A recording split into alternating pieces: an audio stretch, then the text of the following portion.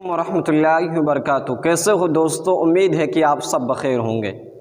7 قسم کے ایسے لوگ ہیں جن کو اللہ رب العالمین اپنے عرش کا سایہ عطا فرمائے گا کل قیامت کے دن، جب عرش کے علاوہ اور کوئی سایہ نہ ہوگا۔ اول وہ شخص، وہ بادشاہ جو انصاف کرنے والا ہو، چاہے وہ کسی عہدے پر فائز ہو، کوئی عہدہ ہو، لیکن انصاف کرنے والا ہو۔ دوسرا وہ شخص کہ جس کی جوانی صرف اللہ رب العالمین کی عبادت سے امنگ رہی، اس نے اپنی جوانی اللہ رب العالمین کی عبادت میں گزاری۔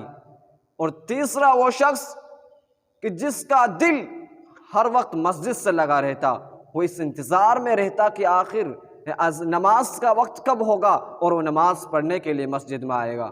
اور چوتھے 2 ایسے شخص ہیں کہ 2 شخصوں کے درمیان آپس میں محبت صرف للہیت اللہ رب العالمین ہی کے خاطر ہو، ان کا ملنا اللہ کے خاطر، ان کا جدا ہونا صرف اللہ رب العالمین ہی کے خاطر ہو۔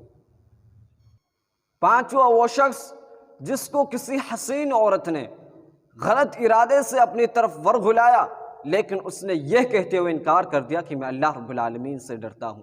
اور چھٹا وہ شخص کہ جس نے صدقہ کیا اور اس انداز اور اس پوشیدہ طریقے میں کیا کہ دائیں ہاتھ سے صدقہ کیا لیکن بائیں ہاتھ کو بھی خبر نہیں ملی۔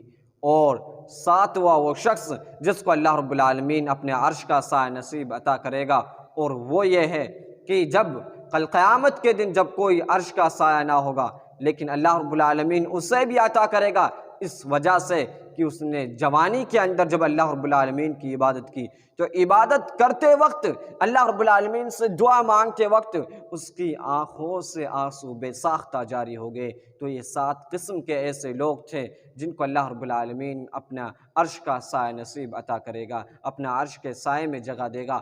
تو ہمیں بھی میں اللہ رب العالمین سے دعا کرتا ہوں کہ اللہ رب العالمین ہمیں بھی ان 7 قسم کے لوگوں میں شمار کرنا۔ آمین۔